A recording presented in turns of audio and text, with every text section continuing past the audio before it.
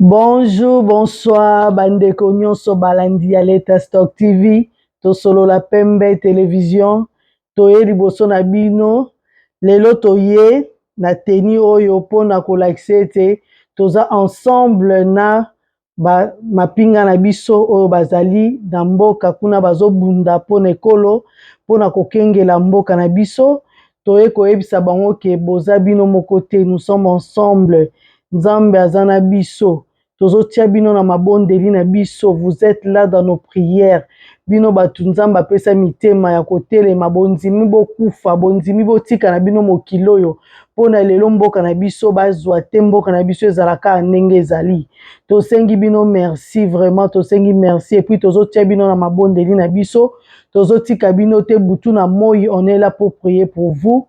Toza wana bomona te ke so ndenge ba mususu ba chrétien mususu na makanisi na bango eza bamona lokwa guerre bazoboma eza lokwa lisumu te, eza lisumu te, parce que bo se rappeler tangu Nzambe abimisaki bana Israël, abimisi bango na Egypte, akena bango na Kana, il fallait bakende bazwa ayebisa bango na kopesa bino lauku lele et le miel, bakoma kuna bamona bingambe babanga bazonga mbangu babe oya boye biso tokokoka te.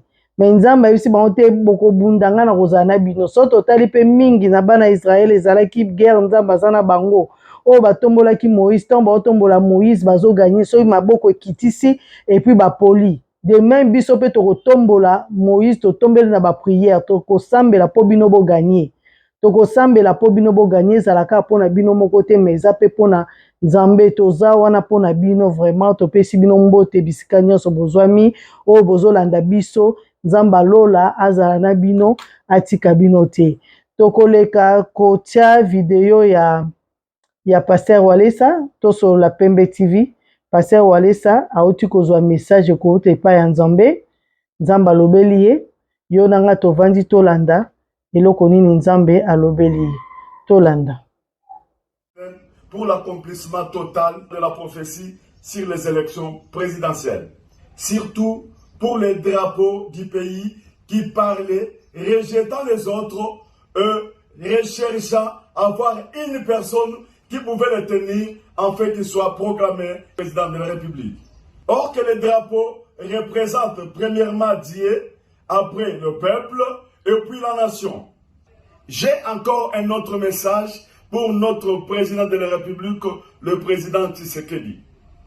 Dieu dit, si vous tenez bien les drapeaux sans le faire tomber ou à les négliger, cela veut dire aimer Dieu en première position, sans mélanger Dieu avec l'argent ou bien le bien.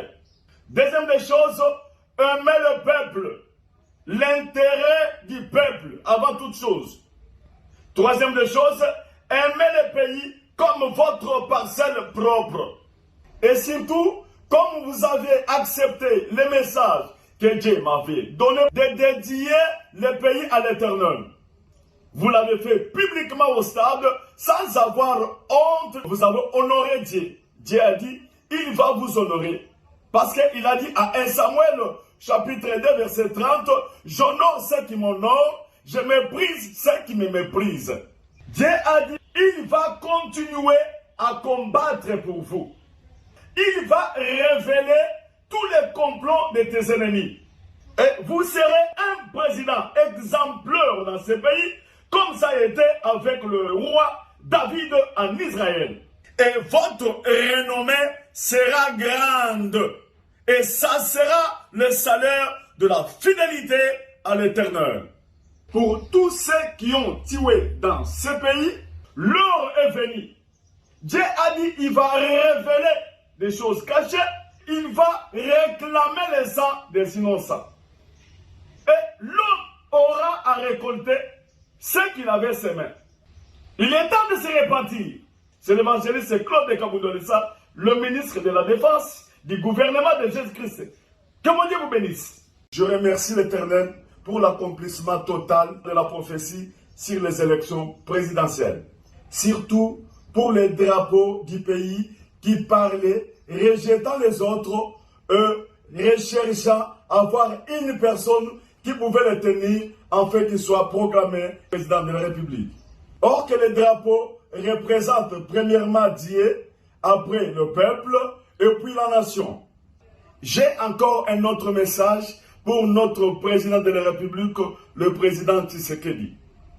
Dieu dit, si vous tenez bien le drapeau sans le faire tomber ou à le négliger, cela veut dire aimer Dieu en première position, sans mélanger Dieu avec l'argent ou bien le bien. Deuxième des choses, aimer le peuple, l'intérêt du peuple avant toute chose. Troisième des choses, aimer le pays comme votre parcelle propre. Et surtout, comme vous avez accepté le message que Dieu m'avait donné de dédier le pays à l'Éternel, vous l'avez fait publiquement au stade sans avoir honte. Vous avez honoré Dieu. Dieu a dit, il va vous honorer. Parce qu'il a dit à 1 Samuel, chapitre 2, verset 30, j'honore ceux qui m'honorent, je méprise ceux qui me méprisent. Dieu a dit, il va continuer à combattre pour vous. Il va révéler tous les complots de tes ennemis. Et vous serez un président exemplaire dans ce pays, comme ça a été avec le roi David en Israël. Et votre renommée sera grande. Et ça sera le salaire de la fidélité à l'Éternel. Pour tous ceux qui ont tué dans ce pays, l'heure est venue. Dieu a dit qu'il va révéler des choses cachées. Merci Pasteur Walesa pour le message na yo, Nzamba Pambola yo. Merci vraiment. Ndeko nanga yo mutu place au vandi au mona ka makambo nyonso ezalaka ba GT, eza ba GT. Eza message Nzamba pesi. Biso to continuer ko sambela pour le lobi Kongo na biso ebonga. Po eza objectif na biso ezali ka moko, toza na besoin mboka na biso to sepela nango. Ndenge baninga pe basepelanga na bamboka na bango aza fier na mboka na biso pe tolingi tozala fier na mboka na biso. Sele ezolakisa ke Pasteur Walesa asambelaka mpona Congo. Yes, tia azwaka baprofesia azobima azoloba azobanga te azoya liboso eza facile te mpo bapaster mingi bazwaka baprofesi batiango kaka na sa mesa bayaka nango liboso te me ye lokola ye nango seke aza vraiment na susi ya Congo. Nzamba pambola yo Pasteur, Nzamba bomba yo, merci. Vraiment, to continuer boye, toza na eliki ete Congo na biso ekozala meilleur et puis tokosepela nango biso nyonso. Merci. Tokosolola pembe mpona makambo etali ba plateforme oyo efungwami botama elamu ya plateforme ya Monsieur Vital Kamerhe. Kombo nango ezali pacte pour un Congo retrouvé. Lobi kutu nakanizaki renouveau. Mais ezali pacte pour un Congo retrouvé. Siko problème bezo se poser nini. Kombo pe eza na ngambo. Po na kombo na déjà ton bamoni pacte et sonné mabe. Siko ton toke Congo retrouvé, c'est Congo ngo kufa nango. Siko Congo retrouvé Congo na ndenge nini. Donc si tu as une union sacrée, Congo ezalaki na oyo kokufa.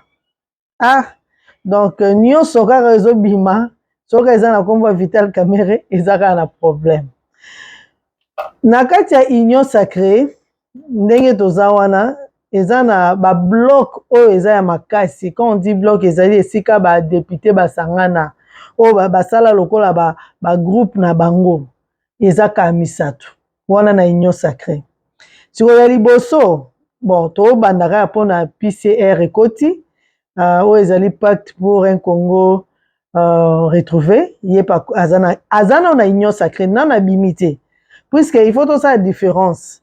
Ezate que esa longwe union sacrée te. Eloko wane botami au sein ya union sacrée, na kati ya union sacrée. Donc PCR wana plateforme wane botami na kati. Donc ce que bazala kwa misatu. Na misatu wana PCR eza na 101 élus. Ya ba député na kati toke na DEB eza ya Sama Lukonde. Siko eloni esalami tango Monsieur Vital Kamerhe ba créer plateforme na bango et puis Sama Lukonde yepe a créé ya ye ayedi biso siko 72 élus ozomona. Siko yo ya misato mpona lobi eza 3 blocs eza makasi ya misato sikoyo eza idps idps sikoyo aza ye moko te idps azali ye na mlc baza mpe na afdc bango nyonso sikoyo basangani badepute na bango babimi 271 bon sikoyo toza lokola na Sama Lukonde ye nano apesi position te soki aokende epai ya PCR ya epai ya kamere ou bien akozonga na ngambu ya UDPS MLC na nino na AFDC bango nyonso wana sikoyo Sama aza na katikati mese Sama nanu apesi position te problème sikoyo oyo ezali wana eza sikoyo bitumba ya badepute bakende wapi bazonga wapi koto epai monsieur Vital Kamerhe alobi porte eza ouvert mpona ye moko kote mpe lisusu epai boye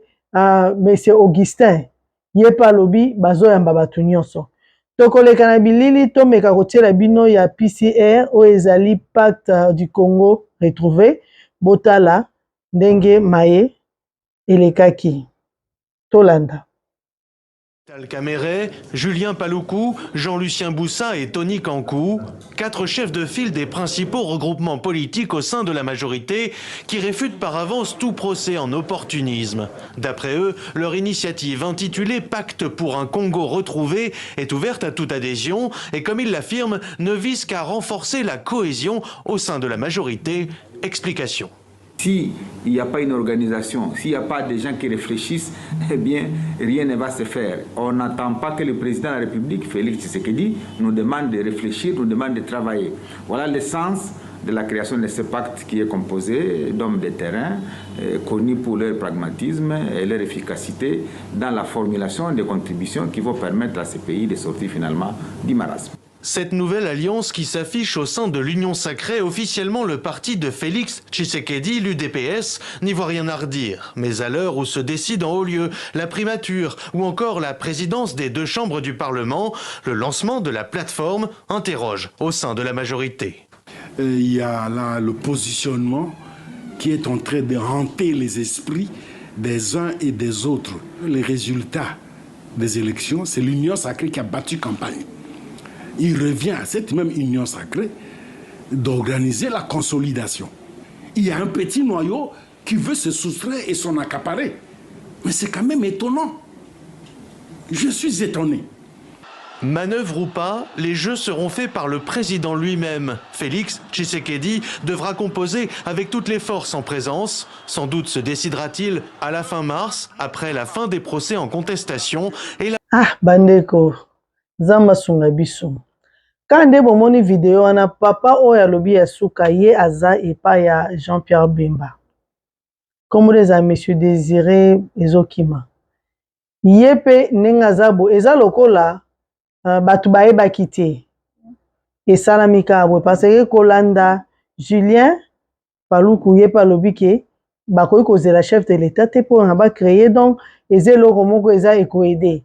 Koto pe epa ya monsieur Jean-Pierre Bemba bango pezo lekela bango donc eza lokola force basalaki union sacrée bango nyonso pona bakoma na victoire siko enge banda kokata na katana vraiment nzamba sunga biso makambo wana nyonso bosala elo tozosenga kimia intervention divine ya wana ezala te ke bato bakoma kosouffrir pona yango na sima tokoleka pe lisusu tokotia epai wapi oyo CG Augustin Kabuya yepe abandi deja koyamba. Abandi deja koyamba ba député bazoya baza pe na besoin ba rejoindre pona ba député bakoma ebele. Donc elo rezo sala matozo comprendre est-ce que ekomi lokola to sala lokola opposition. Et pourtant nga eloko na yebi ke opposition ezate. Opposition ça monsieur Martin Fayulu botike libanda akoti kutata na lopango te. Donc opposant obiso to yebi ata nani monsieur Katumbi akoti kutata na lopango te siko bino moko bato union sacrée na kati elo ni bongo sala bonso bokata na bo bana suko luka opposition na kati na bino kaka bino mo bosani makambo peke to komi na élection bozu pouvoir siko bino mo bozu pouvoir bonso bokata na bosala opposition na kati tozo comprendre sur te bandeko tosambela kaka totika Congo na biso te tokolemba te tokoyela bino kaka ba information na koleka na kotiela bino bomona ndenge nini bato bazoya koluka CG Kabuya Tolanda. Leurs ambitions et de se rencontrer. Pour preuve, l'honorable Augustin Kabuya, membre du présidium de l'Union sacrée de la nation, poursuit ses consultations avec les différents regroupements de cette plateforme qui soutiennent le chef de l'État, Félix-Antoine Tshisekedi. Selon certaines indiscrétions, l'État est aux tractations politiques et de témoigner leur appartenance à cette plateforme. C'est le cas des regroupements politiques ARDF de Jacques Kaboula Katwe, de FPAI, AACPG, de Pius Mobile Mbayo et tant d'autres. C'était aussi l'occasion pour ces derniers de présenter au secrétaire général de l'UDPS les députés nationaux de leur regroupement. Parmi eux, beaucoup ont réitéré leur confiance à leur allié de taille, l'Union pour la démocratie et le progrès social. Nous sommes venus présenter auprès du secrétaire général de l'UDPS les élus provinciaux de la province du Haut-Katanga. Ils sont 8, ils venaient à peine d'être élus et échanger pour avoir des orientations, étant donné que nous sommes dans la même famille politique, c'est la famille du chef de l'État, Félix-Antoine Tshisekedi, et donc nous allons travailler dans la vision qui nous est donnée par le secrétaire général, la vision que prône le chef de l'État, Félix-Antoine Tshisekedi. Raison pour laquelle nous sommes là. Et donc ce n'est un secret pour personne que RDF œuvre aux côtés de l'UDPS. Avec tous ces contacts, l'informateur n'aura pas un grand travail pour... Kaka ndenge tolobaki, mutu oyo atikali na katikati ezali Sama Lukonde. Ye sikoyo azana oye moko. Parce que soko tali bien, ok na PCR, baza 4 personnes ba formées. Soto kiti na de l'autre côté IDPS MLC ba sangani pena ba msusiko Sama monsieur Sama Lukonde azana ba député belé baza c'est baza combien baza 72. Parce que yene mutatika na katikati. Alors secrétaire général à IDPS abimie alobike abengaki ye na tongo azo négocier monsieur Sama Lukonde aya a rejoindre bango. Siko soka rejoindre bango bango baza déjà na 271. Tant que tu bahisa 72 wana et ça à combien? Hein? Donc cela veut dire que bon comme peut-être na ba 343 ozomona. Donc bon comme nango donc baza toujours na avantage par rapport à pacte pour un Congo retrouvé. Alors siko ekokende ndenge nini makamongo bando tambola ndenge nini tokoka liboso na bino to mekampe to lakisa bino yango tolanda monsieur Augustin Kabuya. Un peu vous rencontrer aussi puisqu'il y a l'actualité qui occupe les médias, les réseaux sociaux autour de la plateforme créée par un membre du Présidium, ce qui est tout à fait normal que moi je n'ai pas condamné puisque les membres du Présidium peuvent se réunir, se concerter, je suis d'accord avec ça, mais qu'on ne puisse pas en faire un problème pour nous diviser. Et je voulais parler avec tout un chacun et connaître sa position. C'est ce que je viens aussi de faire avec le Premier ministre. Nous avons échangé autour de cette question. Bon, moi, ce qui me concerne, je pense que ce n'est pas un grand dossier qui peut créer des suspicions ou bien des divisions parmi nous. Bref, nous avons parlé en famille, c'est ce que vous pouvez retenir. L'initiateur de l'Union sacrée, c'est le chef de l'État. Nous travaillons parce que le chef de l'État veut que nous soyons là. L'Union sacrée n'est pas une initiative de quelqu'un, ce n'est pas une initiative d'un membre du Présidium. Mais je demande aux uns aux autres de ne plus beaucoup dramatiser. Depuis hier, j'ai rencontré les membres du Présidium. Ils sont tous sereins pour accompagner le chef de l'État dans son second mandat. Il y a de deux, tozo botola mida jibe piana créé le pango moko jibe piana zwa ndako moko o créé de ndako na kati ya parcelle amida ndako na yo pe ndako na yo mais mpo na chambre moko bolala place moko te mpo na bana bako bavisite bino papa na mama lelo tozobotola amida na maboko ya kamere tozongisa ye na famille na ye lelo kamere ifo azonga bujumbura burundi epa na bango parce que aza pion ya ba-impérialiste. Comment? Le numéro 1 de l'Union sacrée, c'est le président Félix Tshisekedi. Plateforme de l'Union sacrée. Comment il s'est précipité? Ndenge Moïse a sengaki na Bukavu. Ndenge osoyolaka na ba français. Kamere jour alobaki azobela batindaki na France. Bakutanaki na numéro 1 des renseignements français. Bernard Emile. Deux diplomates et belé caméra ont coopéré la bango. Mais non, ceux qui ont allé à lire à France 24, bah coincé, et pas question des élections dialogue, token d'élection. Guerre et balouki, il y a constitution. Guerre et quelle direction il y a constitution. Et pourtant que le président Félix, il dépêche au Fongoli, non, nous brochir, il y a le peuple d'abord. Maintenant, on a mandat aux premières pages. Donc, ça, la bango, c'est ce que Mocheko. Bakoyoka, parce que l'allure, il dépêche, ça c'est l'université. Parce que dans notre bandit, notre secrétaire à Télémaki, Abandoko Balouk, les 6 heures na bureau ya Sam.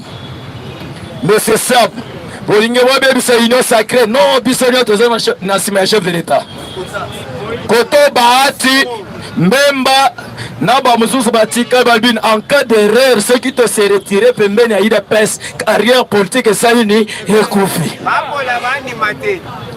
Parce que d'ailleurs, il pèse. En dehors, il y a Mosaïque, nous avons 69 sièges. Plus Mosaïque, 154 sièges. Mais Bango Bazar 35, Basali, 4 blocs. Barorokate, parce que mi-temps, président Félix a surprendre à Bango. Azo lenga. Kamere tozo ta mise en garde. Atika kosala ba bêtise na kombo ya chef de l'État.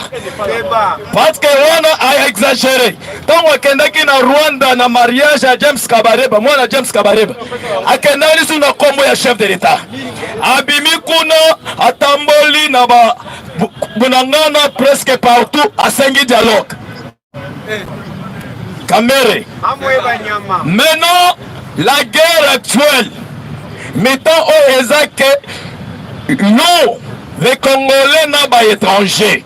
Il de paix se viva. Fatitwa. La révélation de source sûre. Retourne dans la famille Kabila. Pourquoi Bazo Chibile les sociétés? Tu sais qu'elle dit un grand diplomate.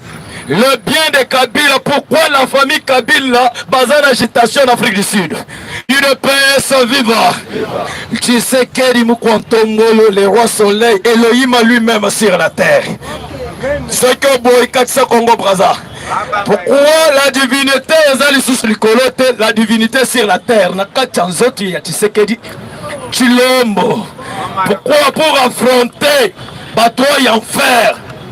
Bato babomi peuple congolais. Lelo la présidente ya Tanzanie. Azela to abandaki no espace aérien. Bandeko na ngai nayambaki appel lobi ya ndeko na biso moko na ndenge natiaki message na ngai titre aza moko politicien aza pe combattant yango asolola nanga nasengaki soki moyeza akoki ko nakoki kobenga ye aya toyamba ye toyoka ye na leta Stevie eza ya kofungwama mpona motu nyonso epe azali d'accord yango wana tozoleka tobenga ye tokoyoka ye biso nyonso.